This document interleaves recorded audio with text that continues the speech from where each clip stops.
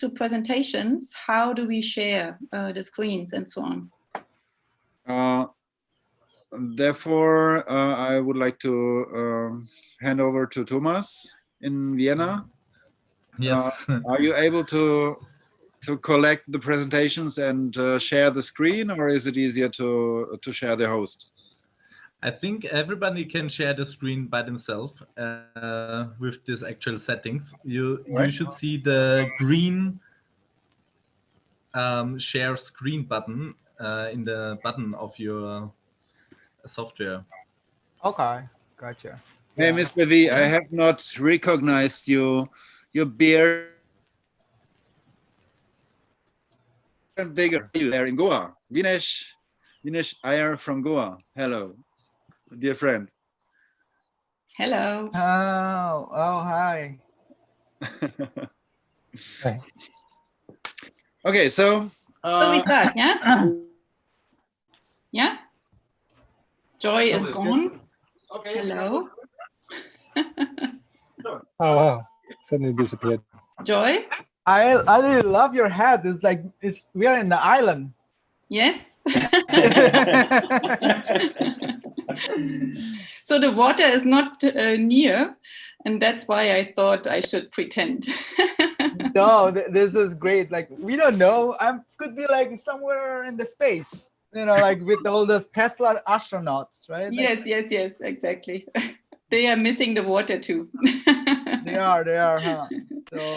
So a warm welcome to all of you, all our panelists and participants. Great to have you all here. And welcome to the Open Island Captain's Dinner.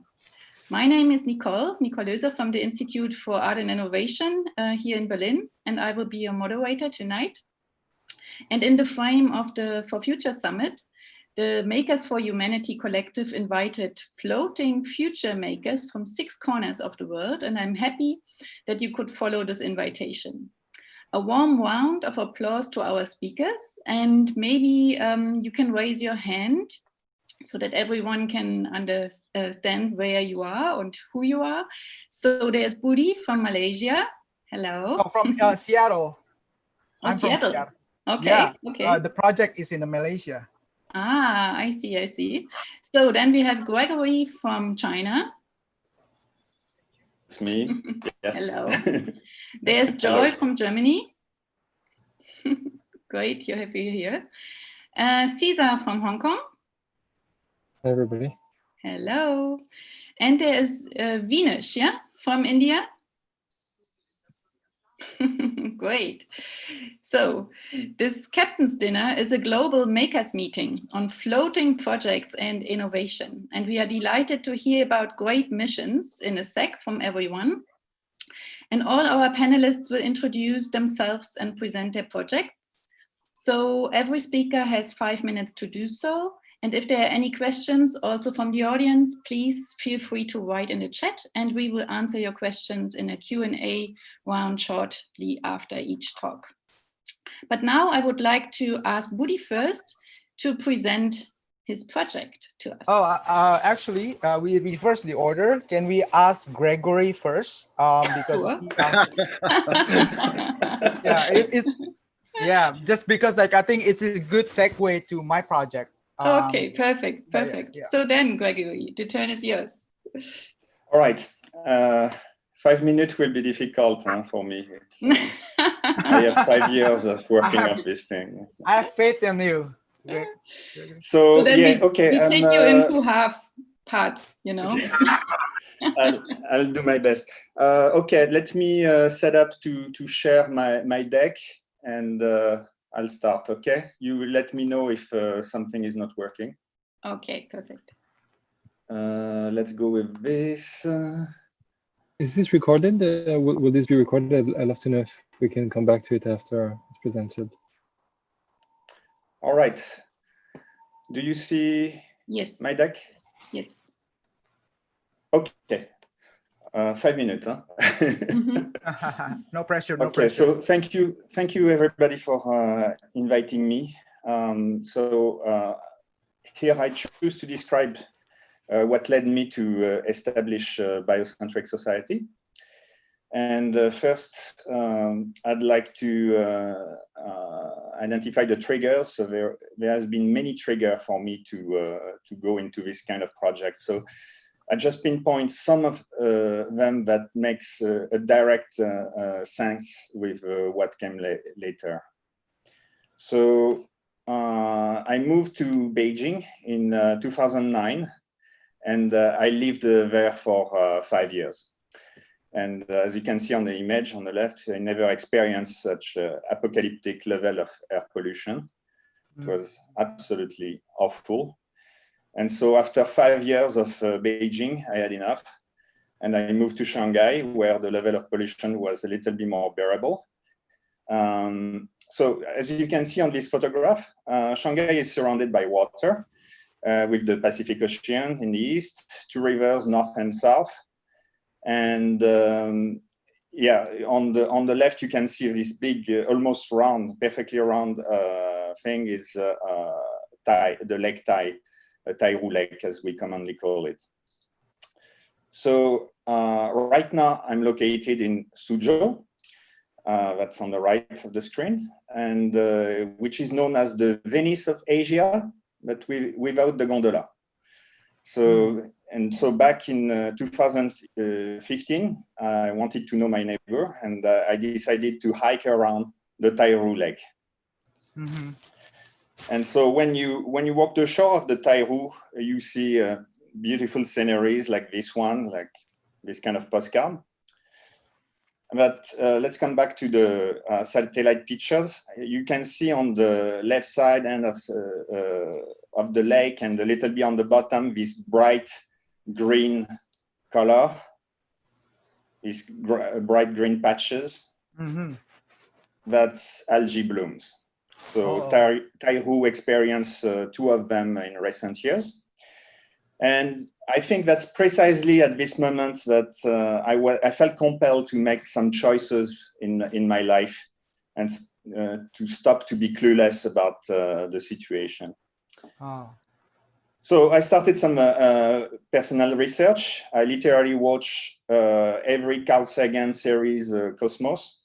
I read some scientific classics, and I placed the science tab at the top of my Google News feed.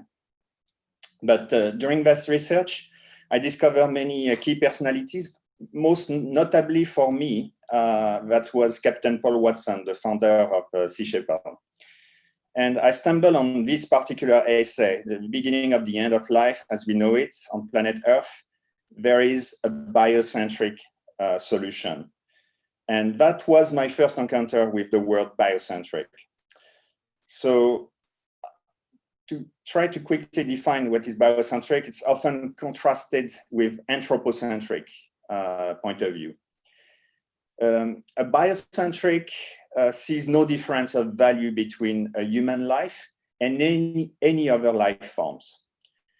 An anthropocentric sees human as more valuable than anything else in the universe, and everything else is considered a resource at the service of humans.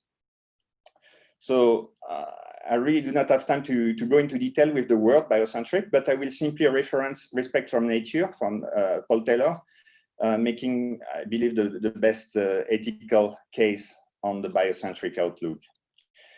Just one thing, a lesser known concept that I would like to briefly point out is this notion of moral agent and moral subject. This is something that differentiates us from most plants and animals. Not our intelligence, and certainly not our ecological impact on Earth, but just the faculty that as a moral agent, we are conscious about right and wrong when we evaluate an action that may or may not benefit a moral subject, a fellow human being, a baby, or another life form, an animal, an insect, a tree. So during my hiking trip around the Taihu Lake, I started to consider what would be a biocentric way to live. And so I look around and I found Madan community floating on the delta of the Tigris River in southern Iraq. This community, unfortunately, does not exist anymore. And also, when I read the Captain Paul Watson essay, it reminded me some illustration of sci-fi cartoonist Jean Giraud, also known as Moebius, with small villages clustered among natures and wilderness, connected by trails and rivers, traveling by sailboat and airship. So when I went back home from my hike, I made this image, and I visualized floating bubbles clustering and separating between each other on the Taihu Lake. So this image became my driving vision of something I could attempt to make happen. And so I started to look for technical solutions to make it happen. And I found this. I found a floating island made of recycled PET plastic bottles on which all kind of vegetal culture can be planted. And over time, as you can see on the bottom of the right of this image, the roots passes through the meshes and the matrix of this material and end up dropping into the water. So what is interesting is that from an inert material like plastic, you actually generate life and improve life in a polluted habitat. So the root drops into the water, clean the polluted lake. The fishes can hide in the roots of, and some lay their eggs in it. Insects can pollinate the plants on the surface. Frogs can regulate the environment on the island, and birds can also lay their eggs far away from predators on land. So here are very quickly how these floating islands are built. So you start with the PET bottle, you shred them, you transform them into fibers, and you create some kind of spongy mats that you lay on top of each other. And you form this kind of large cube, 90 by 90 centimeter, that is buoyant enough to hold 1 ton of, per square meter. And that kind of cube can actually recycle 2,000 recycled plastic bottle. So then you drill hole in them, you interconnect them with cable, and you put some dirt on top of it. And you can plant pretty much anything. So in this example, we propose to grow saplings, which are baby trees, like a potential business. And you demultiply the structure to grow, in this case, for about 11,000 saplings. And if you really want to make it as a business, you put this dome structure on it, and you can grow seedlings inside it, to well protected. So in my research, I was lucky enough to be connected with William Dempster. Dempster is responsible for the conception of the key buildings in Biosphere 2. So I hope you guys are familiar with this project, because I'm not going to take time to explain it. It helped me structure my project by telling me to first focus on solving the energy demand, then the structural stability, then the durability and maintenance, and at last, the safety and health of all the people using the equipment. And then I also enlisted this Danish guy, Christopher Tiergaard, to make the geodesic dome. So this is what he does. He's a brilliant architect that focused especially on geodesic dome. And together we started to design this floating structure as close to the initial vision I had. So this one is one of the early design we came up with using 6mm polycarbonate transparent sheets. And a dome is extremely light. So it actually can lift up 60 tons with strong wind action. So it's enough to lift up the entire island. So Dempster figured out a system of what he called responsive ballast, the kind of thing you use for submarine. And in this cutout draft, you can see the island, the shelter dome on top of it, and 20 ballasts around the circumference, underneath the circumference of the dome. So this is some evolution of the design. So a small dome can shelter comfortably 2 people. And the larger dome can be used as a communal venue or simply a greenhouse. This is my wife in the middle of it doing some yoga, and it gives you a good idea of the scale. She's 156, I think. So the objective was to create a small village that organically connect with other floating islands around a mini power grid at the center. So this is a view like if we were seeing it from a boat. So by 2017, I co-founded the Biocentric Society as an organization with my wife.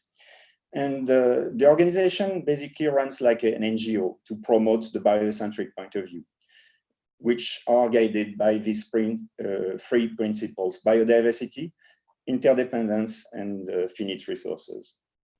And so this is an example of how we are using these three principles as a guide in our action. So for example, we created this biocentric economical model inspired by another polymath, John Allen, who is the creator of Biosphere 2. So to conclude, why do I do all this? And when I think about it, I think about the quote, the famous quote from Bucky Feller, the guy who popularized the geodesic dome, and something I really try to live up to. So don't fight reality, just build an alternative that makes the current paradigm obsolete. And so I didn't have the time to go in all these things that I usually do, but if you have any questions, I can come back to a particular slide and try to develop around it. Thank you for your attention. Thank you so much. That was really, really wonderful. So I couldn't find any specific questions, but I have two questions for you. And maybe you can also cancel your screen sharing. This would be great, so that we can see you better. Yes, just a moment. Yeah. Yes. Here you go. So I have a question. First of all, when did you realize it? So is it still a model or is it already realized? It's still a model. It's still a model. Okay, so beautiful pictures. Basically, to be clear, I pitch this project in different configuration, in different manner to any opportunities I can find. And most of the opportunities are in Suzhou, and because there is like thousands of lakes here. And so it's the perfect place basically to do the project. And that's why I moved to Suzhou in early January this year. Great, so you need investors, as I can understand. It depends how the project takes place. In China, you cannot do anything if you don't have the government approval. And when I show it to government people here, they basically, money is not an issue. It's more how things configure with their political aim and their own personal goal. Yes. So now we got some more questions for you. So Caesar asked, can you get a commercial license to grow your agriculture operations on this lake?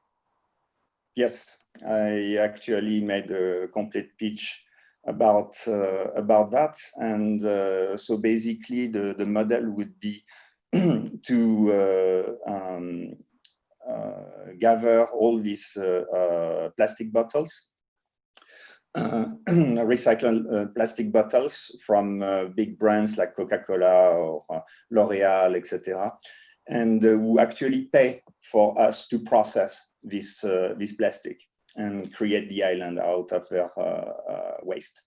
And from there, so first for the material, it's free and even paid in some cases. For the sapling agricultural ID, it's basically you start to make money after 2 years of operation, And after 5 years, which is the normal growth of a sapling of good size that you can sell for a decent amount of money, you basically are in the positive territory in terms of business. Yeah, and we also have a question from Carla, and she is asking about your recycled materials. So what do you think regarding microplastics? Yes, I got this question often. So microplastic, first, it's a big problem when it's in the sea, because microplastic in the sea, or the piece of plastic in the sea is being shredded by the salt. In the lake, it operates a little bit differently, but there is always microplastic, no matter what you do with it. But in the case of the lake, it takes centuries to disaggregate. To go a bit further, also, the plastic directly in contact with UV light is also generating gases that are a pollutant. In this case, there's no problem because the entire plastic surface is covered with dirt. So we don't have this issue. The one thing for what is really interesting with this floating island is that the roots grow so much, and you can imagine if they were growing for hundreds of years, the island that started as a completely inert material and as an artificial island, floating island, would become over time completely natural. Okay, thank you so much. I think I would hand over the mic to the next presenter, and then we will come back to you because there are a few more questions here in the chat. But I also would like to give the others first, also the chance to present their projects to us. Oh, thank you so much. So Budi, are you ready? Yeah, I am. Yes, okay, I am. so just want to show you your stage. Yeah, thank you so much. I'm just wondering if you could make sure that I have connected with another Zoom, because I have 2 computers, and then I'm gonna try to share my presentation on that other one. Did you get that? No. Yeah. Okay, so I have another Zoom coming in. I don't know if it's gonna be here. Yeah, it's in already there. here. Okay, good. So I'm gonna share my other screen. Okay. So here you go. Okay. So my presentation is gonna be freestyle, unlike Gregory there. So I'm gonna start with my thank you for inviting me to this awesome summit. And I unfortunately couldn't attend any of those until now, because I've been struggling to get the presentation going, which you will see later a little bit. So Captain Dinner, feel like I'm a bit more like an imposter syndrome right now, because among these greatest artists, greatest engineers, and the sustainable designers, I'm just like a sapling, I just start growing right now. Yeah, the way that Gregory explained to me, oh man, that's how I feel like it's just a small plant. But that's okay. And then I actually want to make everybody rich, but I will tell about that later. So this is the impetus of why I am gonna start this floating island. Oh no, not floating island. Floating schools. School is the key word here. The keyword is about learning and education, because this is initiated because I just say, oh, I can provide you with facility to develop virtual reality application. And it was at that point, I felt like, well, people wanting to access technology and stuff, and then there are steps to get there. It's an emerging technology stuff. So one of the person who contacted me was Radia. So Radia is a founder and the funders of the Sinar Al Iman in Malaysia.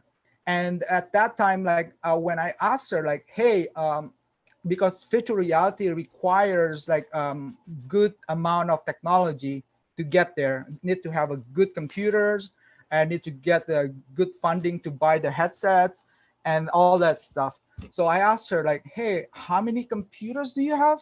I have 5. Okay, that's good. Well, I did not ask about the spec and stuff like that. The next thing I asked, like, how many students do you have? Oh, I have 100. Okay, I don't think that's enough. Okay, so let's start with like trying to get more computers to you. And the next thing is like, well, do you have a computer lab? No, I don't have. So the scope get bigger a little bit. Okay, then let's build a computer lab. Okay, do you have a school? No, I don't have. Let's get the schools. Oh, and by the way, they live on the water and they don't want to be on the land. Okay, so let's build the floating schools. And that's how everything started. So just the backstory, I actually a maker. My dad built like a production, and then I'm sorry about this, but like we manufacture plastics. Growing up, actually, I did not know anything. I just like walking around with the barefooted, and then like sometimes the metal pieces like this that we use that to build a mold of, just embedded on my feet, and then I just like took it out, and then I just like start running away again, like kids, you know. But I continue being a maker, and then I was a director of Jigsaw Renaissance, also maker space. That's now I'm still trying to reestablish again, and with Janice Levenhagen Seeley, which is a director and founder of TikTok. We started the CIFEL. CIFEL is actually a good organization that we are trying to tackle the new paradigm shift that's gonna happen, and it's already happening regarding the like how we handle education and technology, because it's been around for long enough. We should have innovated more often, rapidly, but no. Right now in the US, the debt crisis happening, like people cannot pay debt and live in the same time. And they also still learning the technology like 5 years old, or like even older. But they thought it's like, okay, well, if you teach this, and then the people are gonna be able to like actually work in the factory and stuff like that. But there's no factory to work with on, you know. Especially when the robot is replacing all those factory workers, and then all the robot is replacing all the drivers with the driverless car and trucks. So, but that's beside the thinking that that what we are talking about. But this is like the impetus why I want to start giving like a more equal access to emerging technology and education and learning. And part of it is that this is in align with what we are doing right now. So this is like the picture of the children. Right now, they're just like playing on the water in that like a styrofoam boat, for example, and the water is murky, and then like they just like there, but they're happy. But I think there are a lot of potential. I don't want to get into the place and then prescribe a solution to the location, to the people. What I want is like I want to co-design with them, because they are the one who invited me. They are the host. I'm the guest. You see what I mean? So what I'm presenting right now is what I thought would be presented to the host, to the, hey, do you like this? And if they do, then I will proceed. Otherwise, I will find another location for the idea to flourish. But so far so good. So far they like what I'm presenting, because what they were actually requesting of me, it was like this by Belgian architect that requires me to think of like the scope of things, because like if they host requested me to build 1,000-meter village, 1,000-meter underwater village, that is what they requested of me. Now I get to see like the scope of thing, what they're thinking about. That's not possible, of course, right now. So I'm asking them like, let's go on the water first, not underwater, 1,000 meters. That's just a bit too much for me. Maybe later, right? Maybe you guys can help me too. But this is why I start thinking about like, what are we doing? Like what am I doing? This is like my guiding light right here is called Ikigai. I don't know if Cesar know anything about this, but we do what we love, and then we try to like become good at it. But like before we get good at it, we need to check in, like, see, is this what the world needs? If it's what the world needs, then let's put our passion and curiosity on it, and then eventually, then we can can be paid for it. I'm not starting with like the money. Money is like just accidental, in my opinion. If I happen to have like a really good idea, and that idea is actually in line or in harmony, in sync with the world, and then I'm really good at it, and then money just come. In my opinion, I'm too naive for it, and I think it's happening. It's actually I've been experimenting, and it's happening, and really nicely. Okay, so I'm gonna present you the actual project. The project that I'm trying to build, this is, by the way, the Biocentric Society is really awesome at supporting this. Gregory, this is like a last minute request. Like, yeah, go ahead. Excuse me, could you go full screen, please? Oh yeah, I'm not sure if actually if this is your setting though, because this is a full screen on me. Ah. Yeah. So Thomas, maybe you can help. Is he still here? Yes, I'm here, but I wouldn't know how to help in this way. Yeah, I believe it is like I think what they mentioned is more if you could zoom in bigger, because I think you show every time. At least zoom in, because every time you show a fraction of an image. Oh, interesting, because it's showing like a full screen. So much better. Yeah. Okay. Yeah, that's good. It's better already. Yeah, thank you. Okay, thank you. Sorry about that. Okay, cool.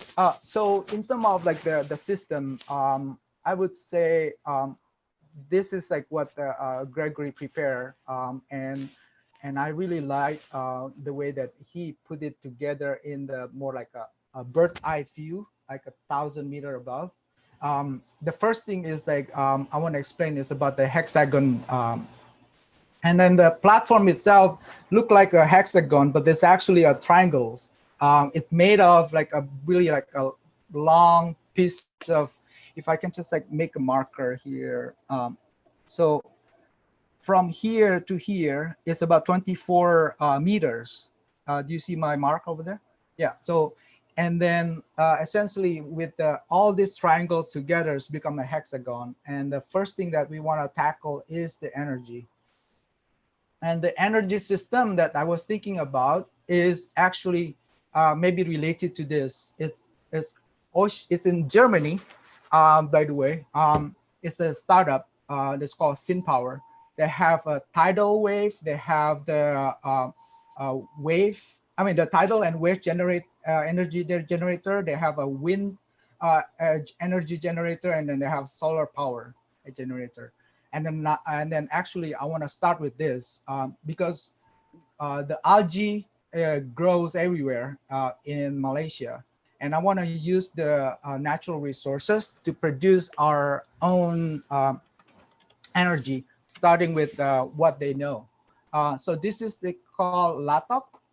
So they eat this, and this is part of their food. And why not just like use that as part of the fuel of what we're trying to accomplish? It's something that they use.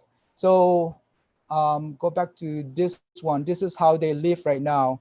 They live on the water, on top of the stilt houses, and then look how happy they are. And so essentially that's what I'm trying to accomplish. So this is the platform that I'm proposing to them. Basically, it's gonna be a geodesic dome on top of the bio rocks. So if you see, it's gonna be like a sphere essentially. On the bottom part will be like a metal, that has like electrical charge on it. And on the top part will be the bamboo structure that you can grow on the island. And then the interesting thing is like I got to know Gregory from Raphael. So Raphael is actually a sustainable designer who proposed that let's grow mushroom and then put plastic bottle inside of it and make it float. And that's him right there, trying to grow mycelium brick in the form like a hexagonal as well. And we're still on the hexagonal piece. And then what he's trying to accomplish is like an island like this. But yeah, so we're still thinking about the technology and everything. So I'm sorry if it's not super polished, but that's for right now. And then the next thing that we want to tackle is the water. The water system is like very important component. And we imagine that this is like going to be like combination of a lot of different systems. Like you see there. I don't know if I cannot go bigger actually. Let me see. Oh, I could. Maybe not. Okay. So the water system requires us to think about like how we can process this in there, including not so potable water. And then because it's very essential, we cannot live without water for 3 days. We die. We can live without food for longer, I guess. And the food is that's why it's going to be the next one. It's the natural essential, and next it's very linked to the energy and the water. And then we're going to be using a food forest both above and below. We're going to grow food on like aeroponics style or like a permaculture style. But then we also have the mussel and the clam and the fish and of course seaweeds. And that's what is like a very critical for us to have that. The next component would be the administration. The administration itself, let me get you that part. So the administration itself is gonna be a very vital portion of this, because like in what we're thinking is like there's a 3 component that need to be we need to like manage. It will be like the energy power distributions, and then we need to actually distribute the food and actually the water, and those are like essential to have, even though like it's behind the scene, but it's like essential. And electrical system will be in there, so that's why we have electronic portion of it. The electronic portion is like what we're gonna be using to distribute all this equipment, all the energy, and then like all the stuff. So and we also want to collect all the waste, electrical waste, and then try to repurpose that again, because this is like been happening where we actually don't think about this like from end to end. And then the equipment side of things, which is next to the electronics portion, is gonna be like talking about like equipment and then textile. Basically, they are gonna be like the one that needed for us to be able to flourish in terms of like society. We need to have those actually produced on the same place. And eventually the school system. And this is not, in my opinion, not superly representative of the milestone per se, just because I'm more like the pragmatics. What I'm trying to accomplish is the school. If we got enough energy, if we have enough of those other stuff, then let's get started. The reason is the school need to be hands-on, need to be learning about how to problem solve, and starting early from the water up. We keep saying like the ground up. Now we are building on the water up. Is that we want them to be co-design of the school itself. So basically, that's what I'm thinking about. Well, if you see, go ahead. Thank you. Okay. Yeah. So the port, this is like we also thinking about the port. When we are ready to actually receive people in, we will essentially get that port system, and then we'll receive any kind of like maintenance problem if we maintenance support or anybody want to help us. And then we'll have a shelter also. The shelter will shelter the admin, the student, the teacher, and the worker, and or the temporary or otherwise. And then every single one of this all have the energy core in the middle. That's what what Gregory has designed and vision for this particular thing. And go back to the school a little bit, because this is what I want to focus on. School is going to be so different from the other school that you can think of right now. The school system, you have to pay tuition. The school system require you to follow certain subject matters and topics. And the school system requires you to sit inside of the classroom to hear a lecture, and it's not very personal to you. So the school system, it'll be like all the opposite of that, right? The school system here, all the students and participants, they will be able to like walk around in different stations and ask directly to the people who are involved in that system and ask them specific question or non-specific, suggest something and co-design with them, essentially. So it is more like experiential system. And on top of that, they will get paid to learn. They will get paid to learn because they will actually become part of the solutions, right? Wonderful. And then, yeah, and then also, Udi, go ahead. We will have time later. Okay. On, yeah, but I also have to look a bit after everyone. Okay. All right. Can I ask you one more thing though? This is what I built for the past like 5 minutes, because like Gregory gave me that opportunity to actually complete this a little bit. So I'm gonna share the sound a little bit, and I'm gonna maximize this. I'm gonna share this for just 1 minute, because now I already passed the time. Okay. So similar to what I was talking about. So this is a student walking around, okay, gathering mushroom, bamboo, and then a pipe, and then recycled plastic bottles right there. And then like,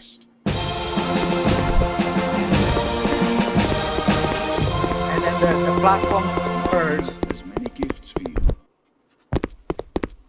And then you get to learn in the island. That's that. And then that's my presentation for now. Thank you so much. It was a real pleasure to see all of your ideas. Mm-hmm. And one question before we give the mic to the next presentator. So it's still an idea and a thought process and conception, I think, or did you prototype already something? Well, no, we have not prototyped anything except for the collaboration that Rafael, who actually founded the company after graduating. And then we are still asking them to like build like a biorock enclosed mycelium block that he can grow coral reef on, so it's not, so a lot of them gonna be like off the shelf items, the bamboo style. And then it's Ramadan is happening in Malaysia. And so like our host is like 45 days, he's like requesting timeout because he's like fasting. So we didn't have a lot of interaction with them. So just the context, right? This project is like 2 months old. Wow. 2 months. Wow. And then between that time, I have talked to like maybe hundreds of people about it. Wonderful. It's awesome. So we have 2 questions, 2 short questions, 2 short answers, hopefully. Yeah. So there's one from Joy. Will the people on location be able to build it with themselves or by themselves? Absolutely. Yes. Yes. That's the short answer. Yes. Okay, great. And then Caesar, are you doing plastic banking? Students pay their tuition by bringing plastic bottles, for instance. Would that be an idea? I have. That's a really great idea, Cesar. I love it. The plastic bottle will be collected with the boat, as Raphael was talking about, and then also like from I think that's a really good tuition barter system. Okay, wonderful. Thank you so much. And please stop sharing your screen so that we can hand over the screen to Joy. Yeah, Joy? I think now this is the stage is yours. Okay, my turn. Yeah, I have no digital presentation. I'm an artist. I'm doing most of my work analog. So I have a PowerPoint presentation on Canvas. I hope reflections. Let's see. Yeah. Like this. Can you see it? It looks like a photograph and not like a canvas. It's a photograph on a canvas.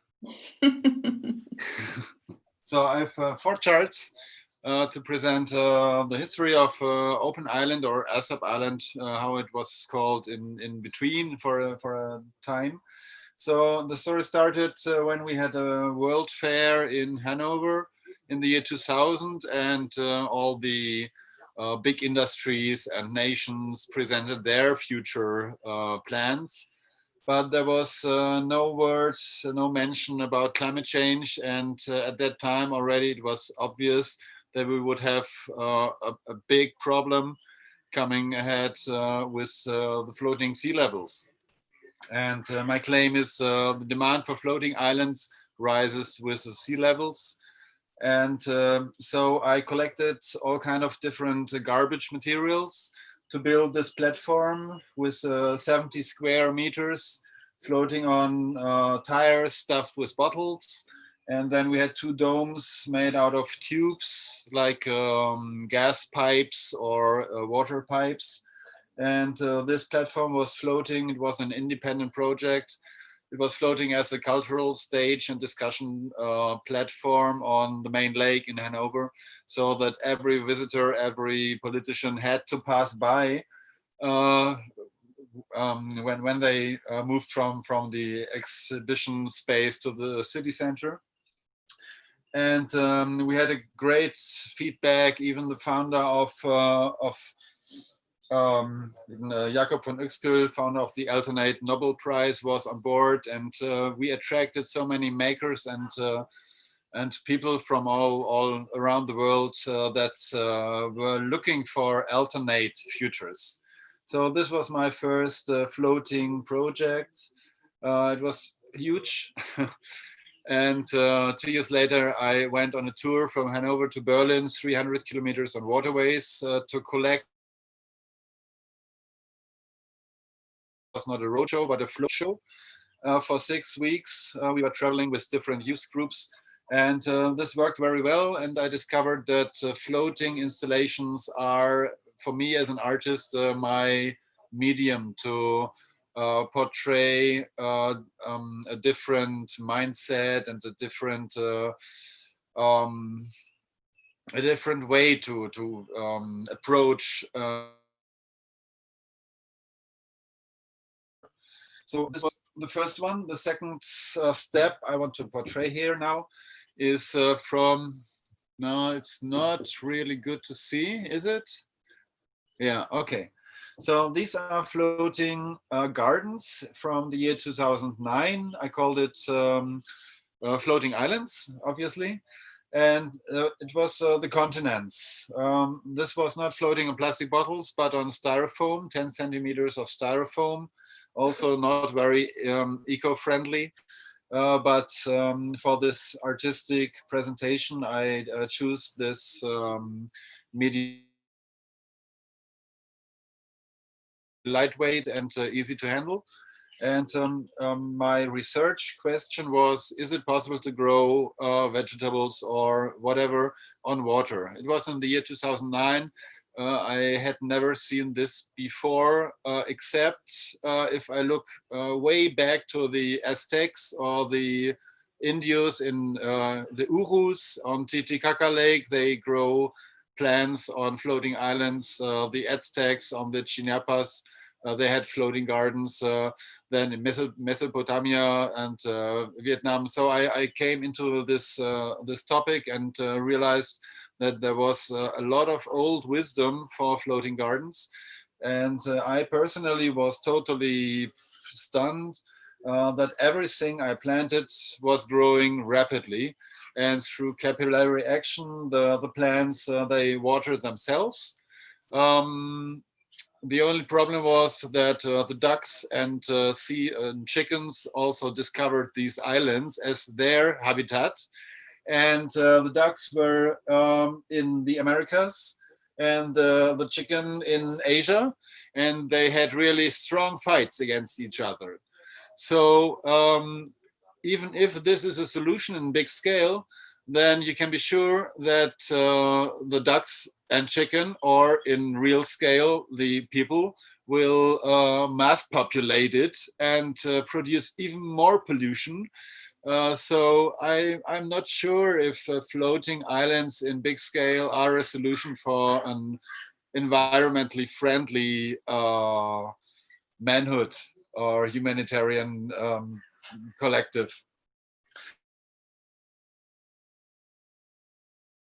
I know that this is a technique which is very helpful in many situations.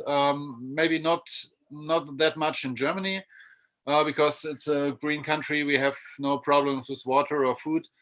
But in other countries, and I started to look for humanitarian situations where this idea could be useful. It's not only that you can grow foods in big scale on floating islands, but also the system of floating platforms or potentially floating platforms in flooded areas. They can be built there in dry season, and when the flood comes, it just floats. So this was very interesting, and I liberated this project from art and got into humanitarian project to go on to location. And my first choice was Bangladesh, where every year 40% of the whole country is flooded. So this is a big danger and a big solution, potential solution on the other side. Because with such floating platforms and floating gardens, even you can use the nutrients in the flood water, which comes from the Himalayas. Just by not seeing the potential, not seeing it as a solution, but as a danger. And I did not go to Bangladesh, but I went to Goa, where I met Vinesh and Deepak and all this beautiful gang from Art Escape. And in the first year, I went there as a German and said, I want to build a recycling raft. And of course, everybody laughed at me except Vinesh and Deepak. Also crazy. And so we invited the architecture students from the nearby university, catamaran, out of automobile tires and plastic bottles. And this is it. We floated, we stuffed tires full with plastic bottles and built a bamboo mast, and I had some recycled material from Sky Sails, which is a company that produces for container ships. So container ships also go sailing and spare 25% of the fuel by using the wind. And this is a recycled material. And that was funny. Normally this boat is above water. And the Indian architects, Indians are not used to go into the water for like like leisure activity. So they were very cautious about going into the water for 25 centimeters. But when it was finished and we floated it, everybody jumped aboard, and we had 24 people. It was calculated for maybe 6 to 8 people, but then 24 people jumped aboard. Okay, that was a fun project and the start for a beautiful makers. And the next year we built a sailing raft, a river raft on the River Saal, which is here very small. In the third year we came up with a system to make it a modular system.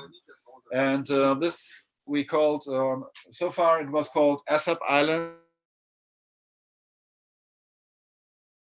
because it had vision to be a recycled island.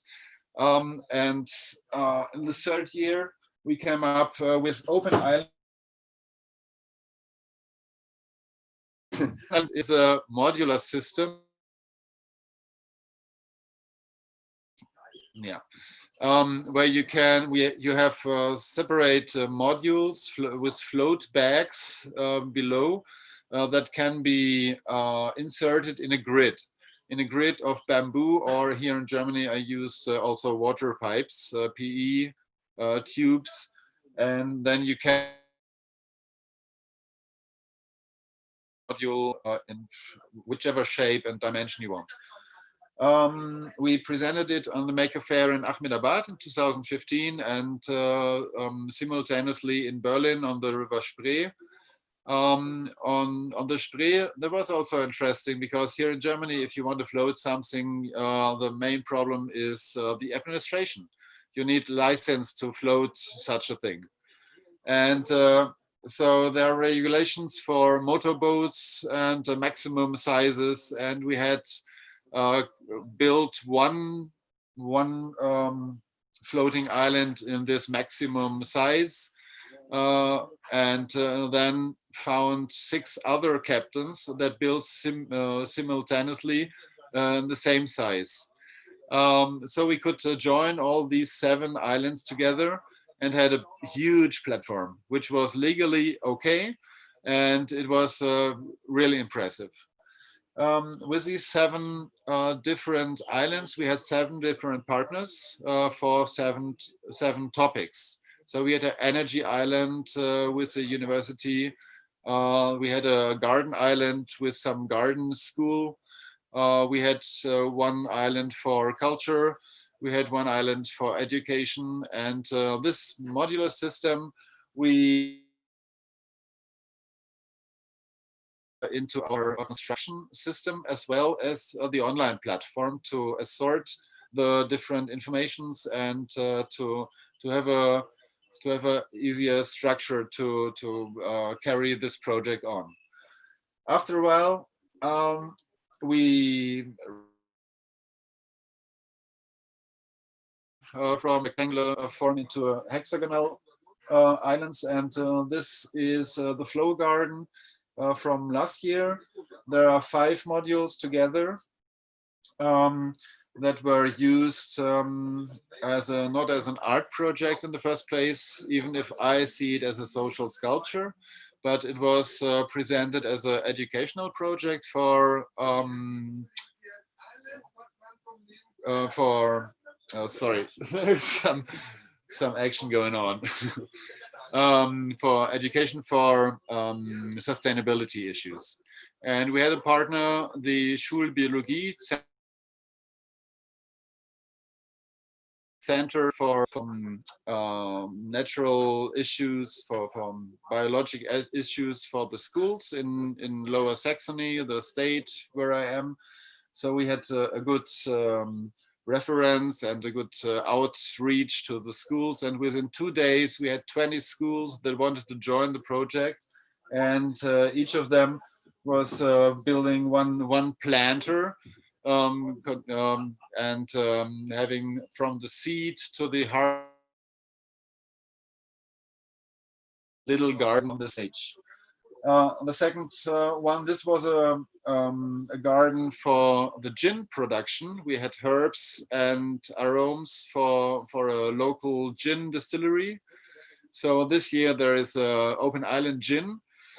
And then we started with a tiny float, which was here only an idea, a 3D model, and a prototype. And right now we are in the new in the new tiny float. We had have built it the last week or the last months, and water floated 2 gardens at this educational space, the biological school garden beneath.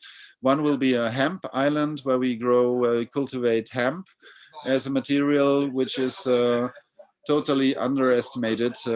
There's so much potential in hemp, which we want to trigger with this floating garden. Entschuldigung, können Sie mal ein bisschen leiser sein, bitte? Dankeschön.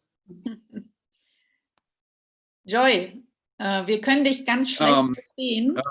Deine Verbindung ist total schlecht. Ja. Hörst du? Ich würde an der Stelle, I would say, maybe we stop right now and also come back afterwards, after we have listened to all the presentations.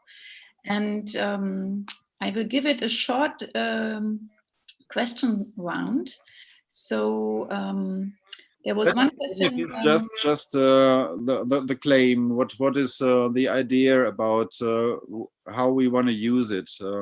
It's I think all these huge installations, they will take decades to build them, and my point is that I at least with our team, we can use it for education very well, and to promote, to use it as a platform for innovation, because wherever we build these floating islands, we meet so many creators and makers and innovators. This is the main benefit from my perspective with these spaces, these maker spaces that are very media intensive. The media loves it, so we can present a lot of issues with these platforms. And I personally want to promote the For Future movement with it, the climate change issue. And so this is what we're going to do. The next year we're gonna build it up as a floating climate lab, where the For Future movement will teach the teachers for these issues, because the teachers, they are not very well trained in these times for the actual problems.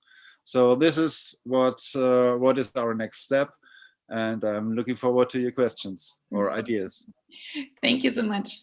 No, it was wonderful to hear you and to listen.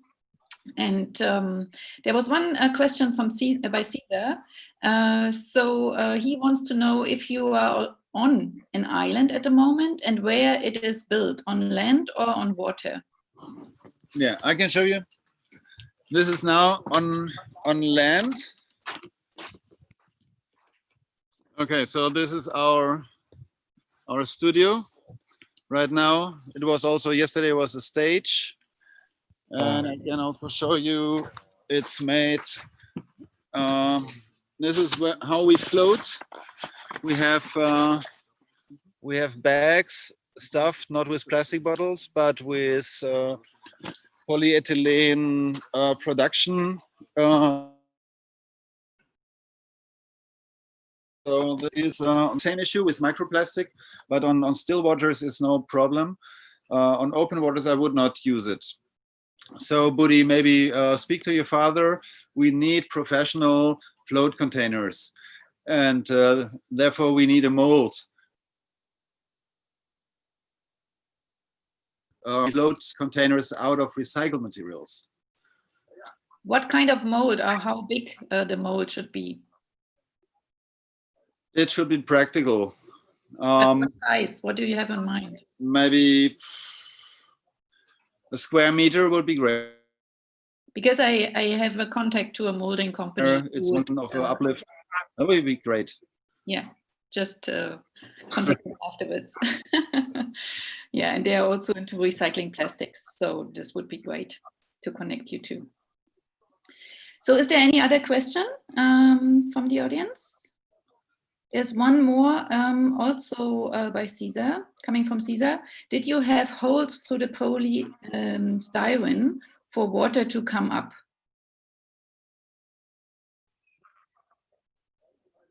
Joy? Sorry, I did not get it. It was a connection problem. Okay. So Caesar is asking, did you have holes through the polystyrene for water to come up? I think it was referring to an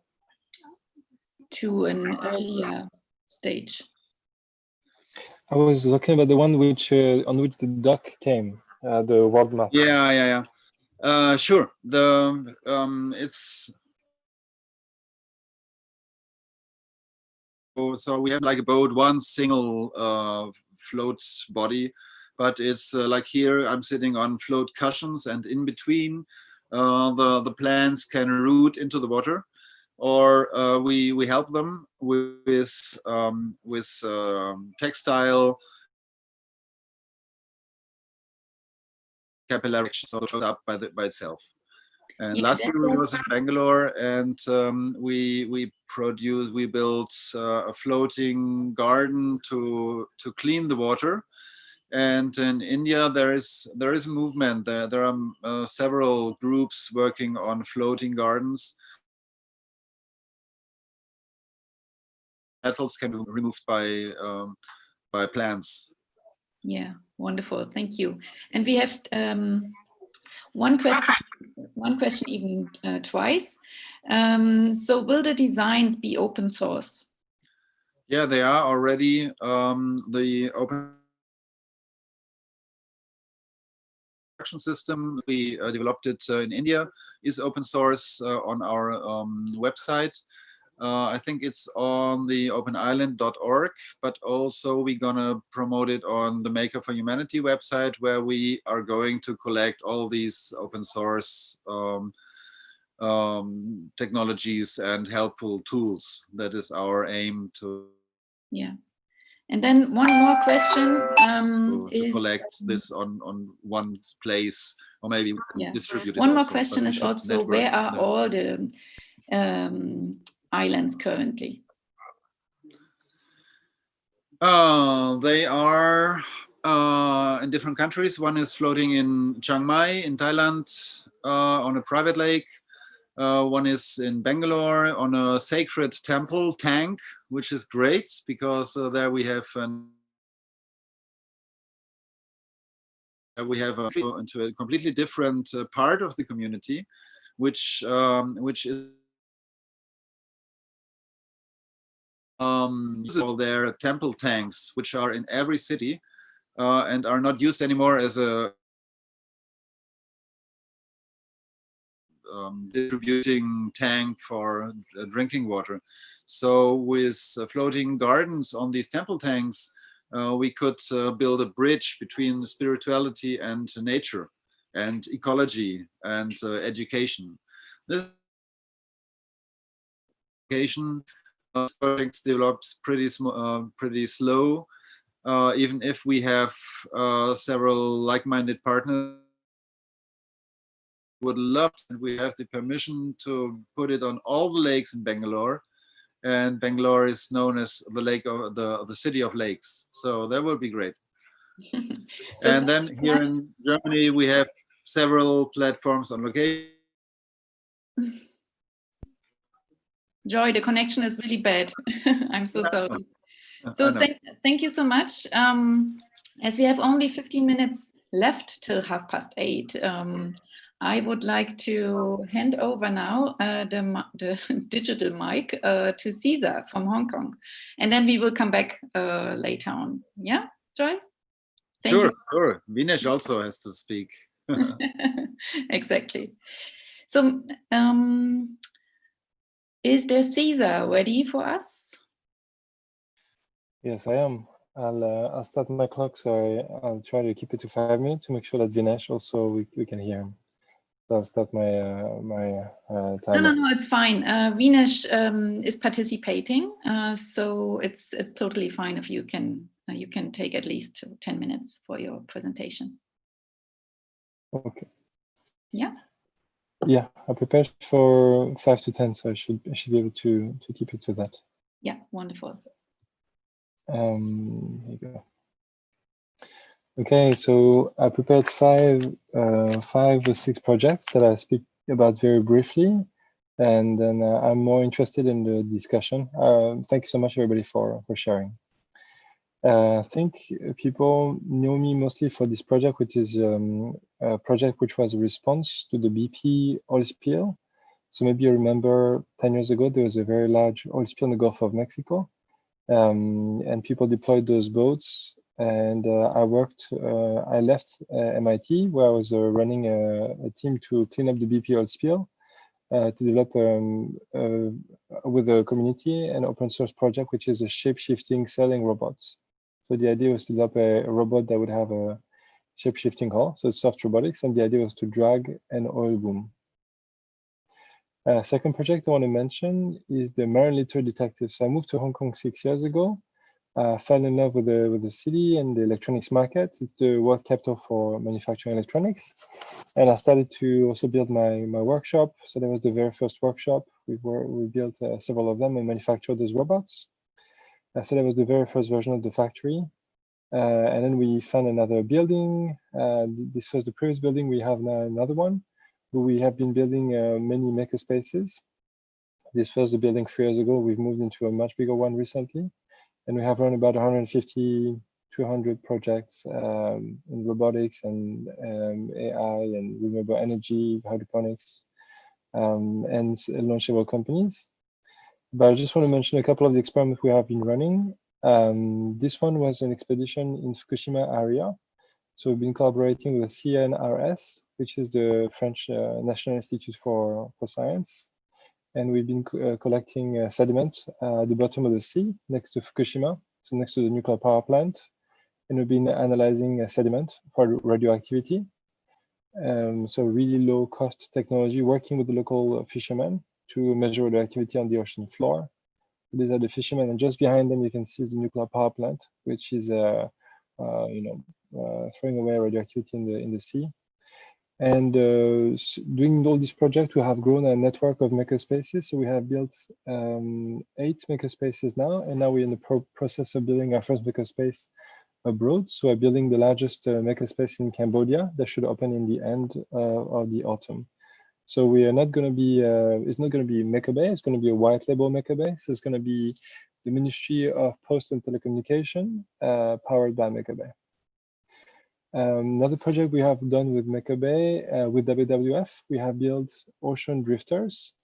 So plastic pollution is really bad in Hong Kong. So we have built 115 of these kind of floating computers that you can see here. They have a GPS tracker and an antenna. And what they do is that we put them in the water and they tell us where they are. And so we help the municipality to make predictive map of where they should put collection points, and help the local scientists to make mathematical model to understand where the plastic is coming from in the rivers and where it's going. And we measure that we have pollution from Hong Kong gets to Taiwan in about 1 month, and a month later in Japan, and maybe a month later it would be going towards the Great Garbage Patch. So it was the first tracker that was built for that. This is a more recent iteration of the process of the ocean tracker. It's larger because it's got more batteries, and it's got a satellite communication. So it's not reliant on the 4G network, but reliant on the Iridium network. And this is how it looks underwater. So it looks like a sea nettle, which is a highly poisonous jellyfish. And so that was requested by the WWF researchers, who wanted to use biomorphic design so that more animal wouldn't be interrupting the research process. We've only built 1 of these so far, where the previous version we had 110 of them. Last year, I've been starting to work for the local university called the University of Hong Kong, and I run the design Bachelor of Arts and Science. So this is the welcome page. And I'm currently fundraising to build floating islands and aquaculture system in Cox's Bazar, which is the largest refugee camp. So I was very happy that Joy mentioned Bangladesh. So I have friends who are working there right now, and I'm trying to fundraise within my university to go over there to build an aquaculture system over there that hopefully would be providing sustainable proteins for the people who are living there. So hopefully I can fundraise and build an aquaculture system there. The project on which I'm the most active right now is a coral reef mapping robot. So that's something I'm doing at least once or twice a week. So 1 or 2 days a week right now. I'm teaching students to build robots like this one, which is built mostly from rubbish that we found on the beach in the Philippines. And we program it, and we take thousands of pictures, and we make very, very high resolution maps of coral. And then we use AI to identify the coral. And so our goal is to make a technique that can create 2D and 3D maps of coral. And that is 10 times more accurate than what we do with divers, 50 times faster, and 20 times cheaper. So we're trying to do something that's 100,000 times better than the current science for coral reef mapping. And the most current research that we are doing that is connected to this discussion. So I'm part of a research group called the Ocean Research Alliance at the University of Hong Kong. We are 50 researchers. 50 are the traditional ocean scientists, so marine biologists and oceanographers. But the other 50%, so 25% are more like engineers and even in social science, and myself in the Department of Architecture. And we built this floating platform 10 days ago, which was, we built it in 2 days and with $1,000 of budget, so very low budget. And half of it is for fish culture. The other half is for algae culture and mussel culture. And so we're trying to demonstrate that we can make it very, very cheap, very, very fast. You can find all the designs on the website called GitHub on Floating Marine Laboratory. And you can see all the research that the students have made as well. So this was an open innovation process. And actually, these are pictures from Hong Kong. So Hong Kong has hundreds of floating farms, and we've approached a couple of them because actually we're trying to raise money from the government to transform some of those floating farms into oyster reef and into mussel reef and algae farm. And with a group of scientists, we want to measure how much carbon and how much nutrients we can extract from the water. So we're trying to get a 3 to 5 years grant to actually make those measurements. And so the idea is that we'd love to convert hundreds of these fish farms because people have lost their job into water cleaners and transform this into profitable business as well. So they'll be paid by the government to clean the waters. And because we have hundreds of those, that could be a very, very good incentive. And last one, my kind of a longer term project is to build floating laboratory. So basically an extension of what I just presented. And we've actually built already some of those prototypes on middle scale and larger scale. But for a regulatory question, we're not allowed to put the structures in the water because back then it was actually quite a few years ago we actually built it.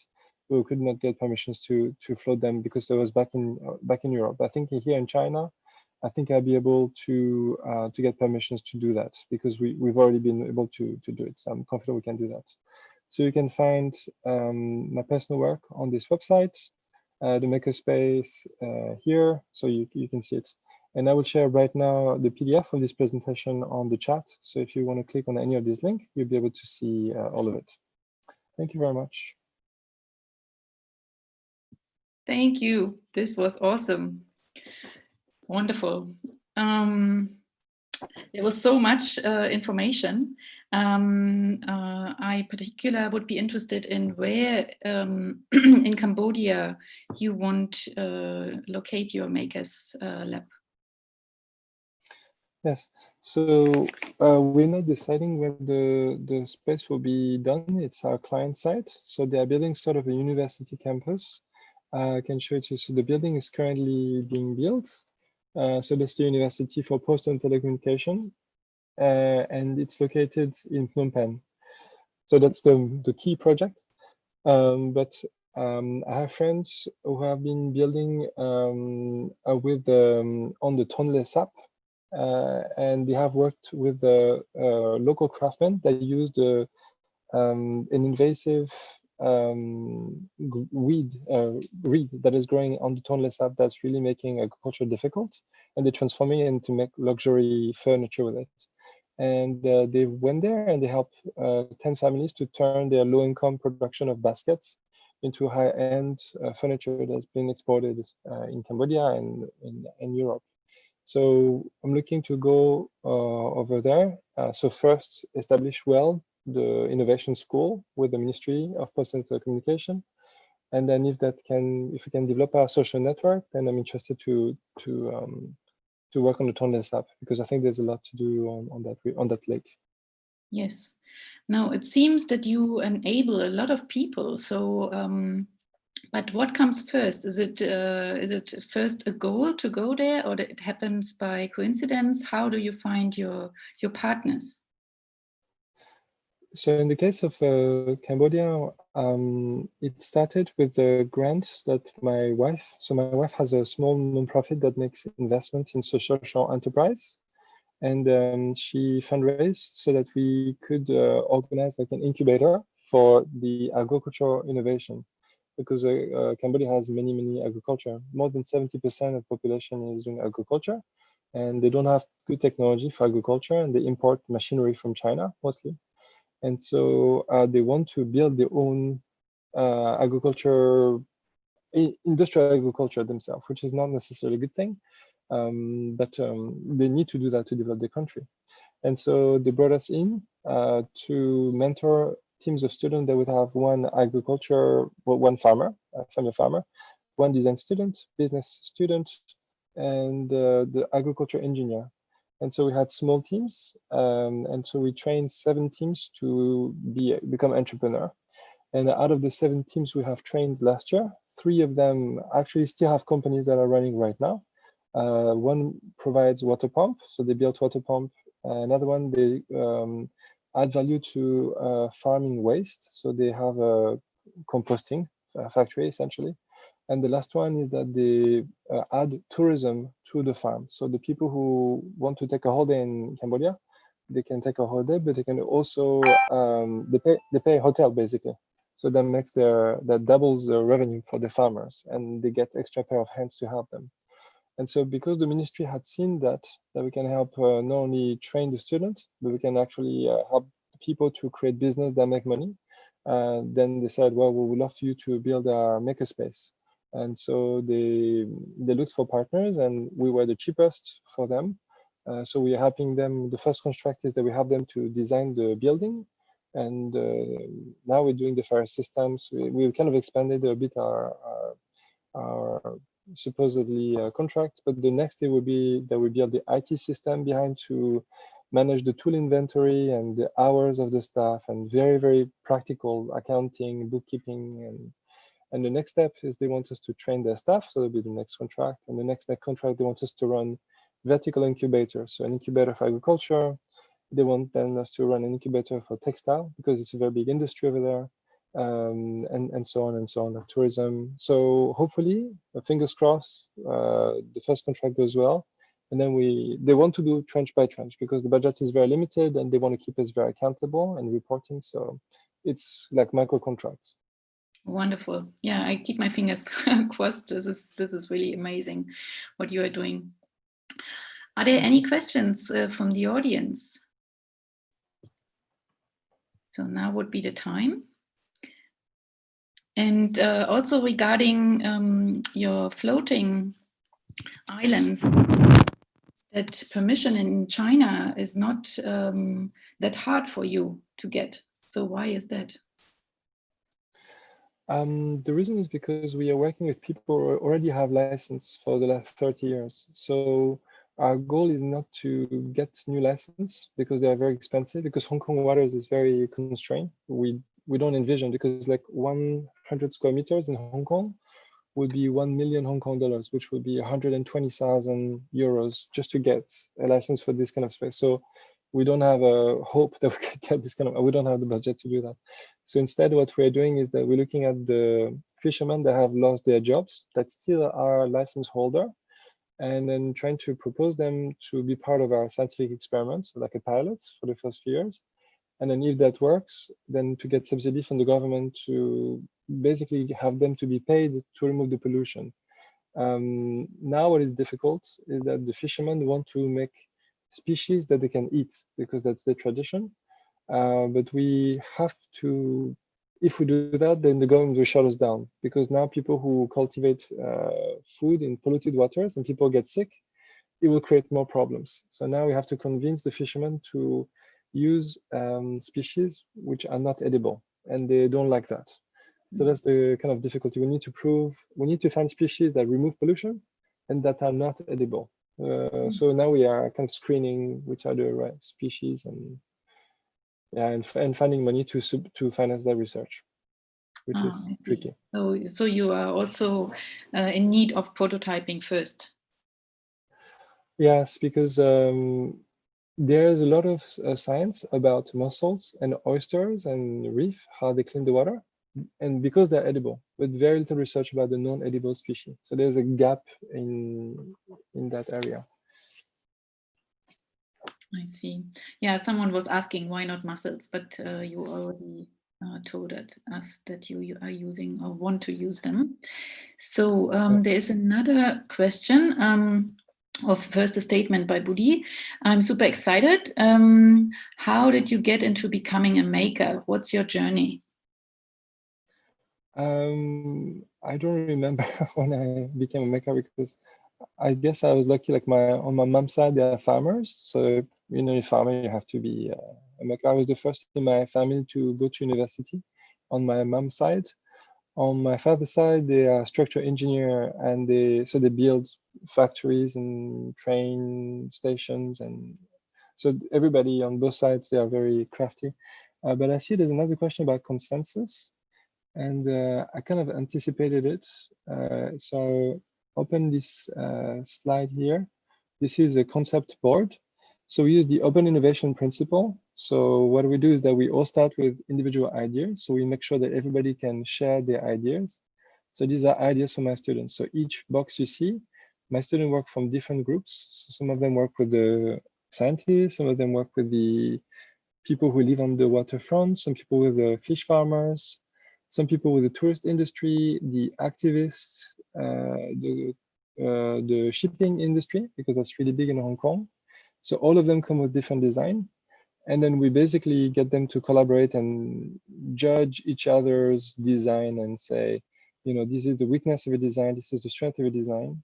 And then we're trying to combine each of these design and try to see which population segment can we serve, and then we choose a site. And so then the students vote, it's completely transparent.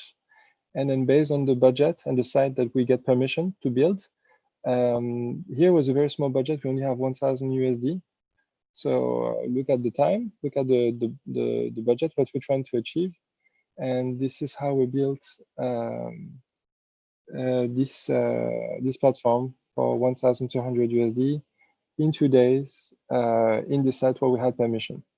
So it's very pragmatic, very humble. The materials, what we can use, almost 100% of the materials have been recycled, except the ropes to tie the bamboo together. So we're trying to also be very ecologic, because we know it's just a prototype at this stage. Amazing. Yeah, there's one more question by Budi, from Budi. Congratulations. And how did you decide on what projects to take on while there are so many opportunities to make awesome social impacts out there with your talents and knowledge? So we have so because I work for 3 companies basically.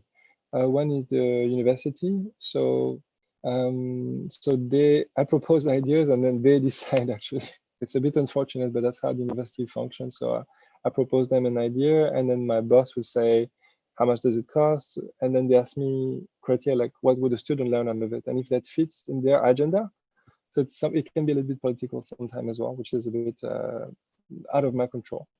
With Makerbay, it's a bit different because it's the social enterprise that I'm the director, but we also have a consensus process. But typically what we do is that we have we put all the projects on a board. We have an axis which is impact, another X, and then the Y is the profit.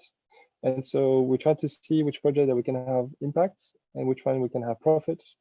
And sometimes we do a project that make money because we need to, otherwise we will die. And sometimes we have enough projects that make money that we can do projects that only do impact. So this is how we did a bunch of projects with the homeless, for example, or the coral reef mapping project was actually started like this as an impact project.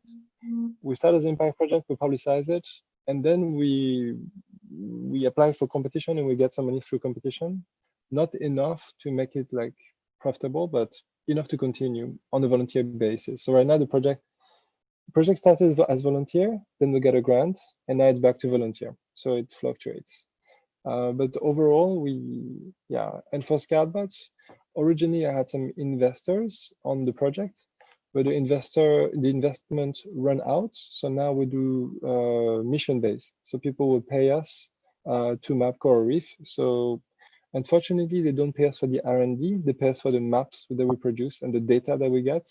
So now we lose money because we basically, the cost of R&D is more than the cost of data that we deliver. So the coral reef mapping robot now is losing money on the commercial side. But I think if we become more efficient, hopefully we start to make money on that project.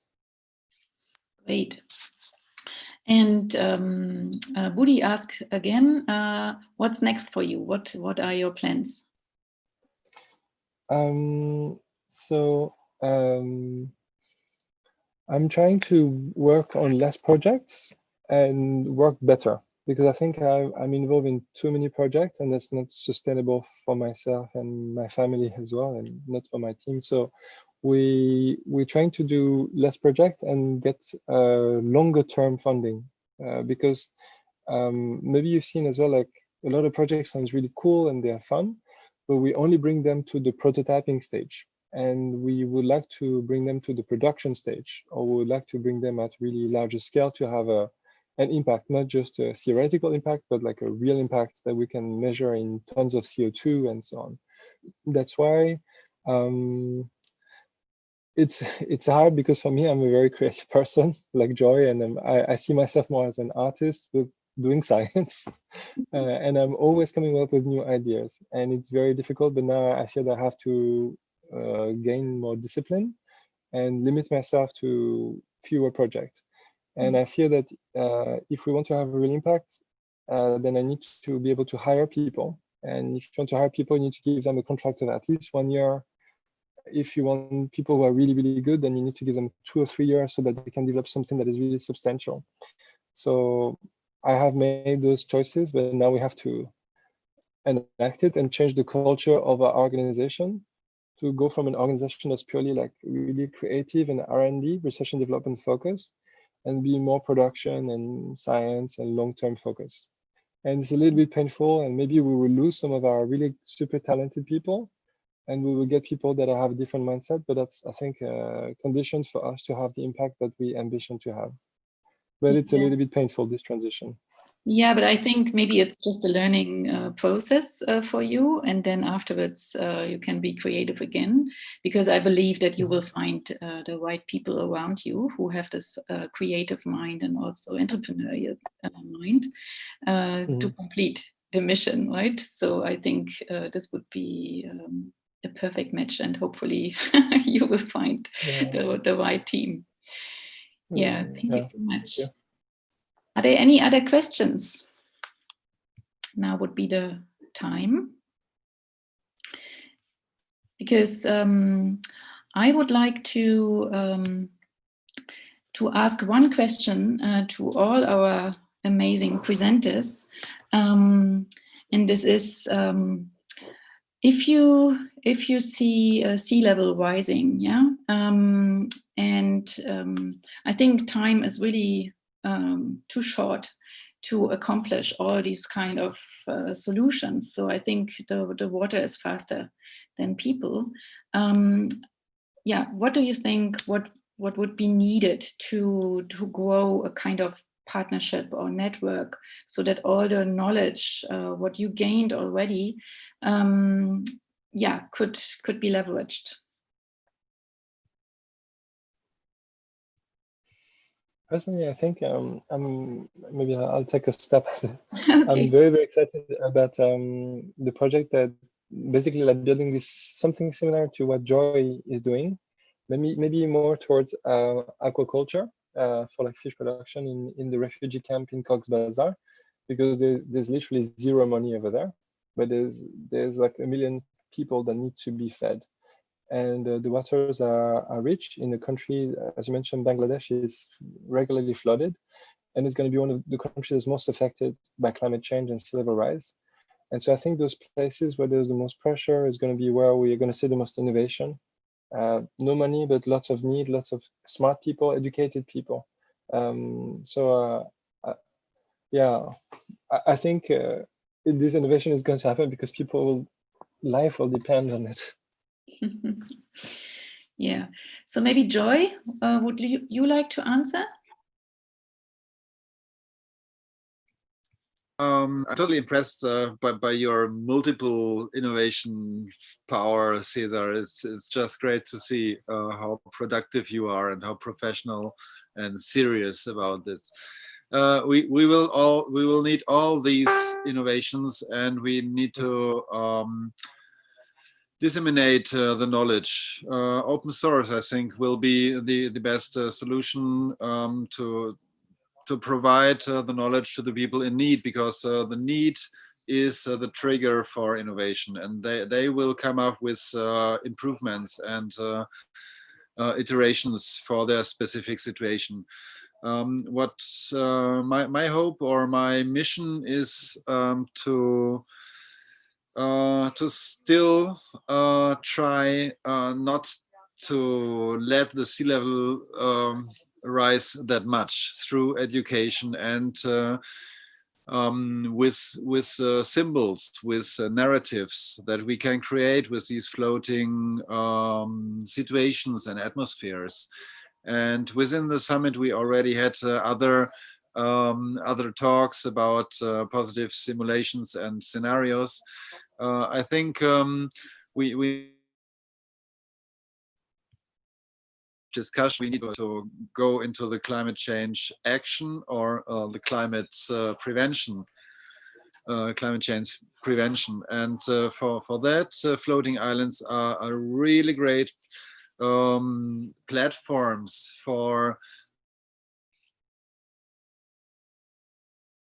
And there you can implement all these different aspects of the situation as it is now, the dangers, and to show up the solution. To really think that such a floating platform is your home and will be, then you might read this now and prevent the sea levels rising. So I'm focusing on this part, and I think all of us do their things in the same direction. So what I would love to form some kind of coalition or at least define a platform where we can strategically collect the knowledge and maybe have some kind of feedback loop for ideas. Something like this would be really helpful. And maybe we can use Apropedia, which is a great open source platform. And I know the founders, they also build floating islands, by the way. So much. I would like to reach out to Gregory, are you here? Yes. Yes. So what is your opinion? Personally, I'm not too worried about the sea level rising and the human capability of adaptation to figure out solution to use it as an opportunity. So as we see, everybody has different solutions on how to float on the water and to use the water either on fresh water or on the sea as a resource. So we are very good at that. We've always been very adaptable as human beings. I'm more worried about biodiversity. And that's why my focus is always to see how we can look at problems from the point of view of an animal, a fish, a tree, etc., and see how it can benefit them, and see if down the road it can benefit us. Because we are in a situation we are in right now because we only think from an anthropocentric, human-centric point of view, only on our benefit, without considering the other life forms. So what? So the solution of living on water, developing things in the sea or on the lakes, actually opens up opportunity, and we are obliged to understand a new environment we have never completely colonized and never completely understood. So this will force us basically to find a biocentric solution instead of just anthropocentric solution. I hope for that. Yeah, and would you be willing to join the coalition if there would be someone? Absolutely. Absolutely. I'm not. The project I show today is something that I want to see happen. Doesn't mean that I want to be the one who make it happen. I just want to. That's why I work with many other people who have the knowledge, have the talent, know how to make things happen in a certain way. I have a very limited set of skill that is about communication. I'm not a maker like César. So when and so I try to put the right person together to make things according to the point of view I have. So more we have people thinking in some direction, more we have chances to make things happen, I believe. Yeah, thank you so much. Budi. Thank you. Hey, Nicole. So if you don't mind, repeat the question, please. Yeah, the question was, if sea level rising, what would be the major focus for you? Okay, gotcha. So I actually got to know a lot of people at the Seattle Startup Societies Foundation Summit. It was around 200 people in there who want to see a change in the community. And then like there's like a big portion of them like really want to have the sea stating, and that they want to be able to build the sea structure. And they understand they need to be a different society in there. They're talking about cryptocurrency, their own government system, so special economic zone and stuff like that. So this like beyond that what we envision for the floating school at the moment, but then that's where we are heading toward. Essentially, we are starting a new society, a global movement toward a new system that works for everyone, not just for a small portion of the global community. So I think for me, where I want to see what I'm building right now is to be able to work with whoever has the power currently, which are the government system, the university system, with everyone who are, but want us them to see another like shift of paradigm that can be beneficial for them and the community at the same time. So I'm be working with them along the line with like I want to make some cool changes. Yeah, thank you so much. I mean, thank you so much all panelists for sharing your passion regarding these wonderful floating projects. It's amazing what you have done so far, and I wish that all your dreams and prototypes come true and get to know so many more people who would join your projects. I think at this moment, I think maybe we stop the recording so that we have a bit more time to explore some ideas in a personal way. So Thomas, are you with us? Yes, I am. Yeah, This is done by Dominic. I'm going to ask him.